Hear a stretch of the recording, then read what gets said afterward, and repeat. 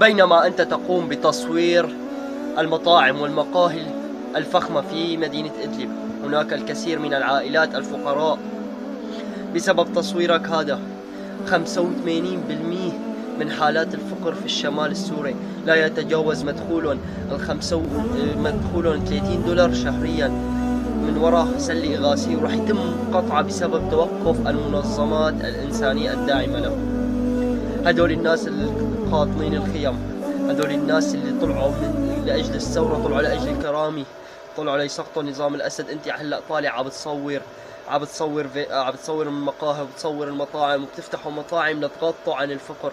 هذا الشيء غلط. كتير منظمات سحبت ايدها بسبب انه تفرجوا صار بالبلد في مولات وفي معنات الناس تحسن وضع المادي. عم بقول لك 85% من حالات الفقر، 25% اللي يعتبروا اغنياء، يعتبروا طبقة الاغنياء اللي ما عم بيساعدوا الفقراء. لذلك خففوا شوي تصوير المقاهي وانتهوا لأهل المخيمات، صوروا المخيمات وحالة الناس بهالشوب اللي مروحة ما عندهم داخل الخيمة. وتركت التعليق لكم.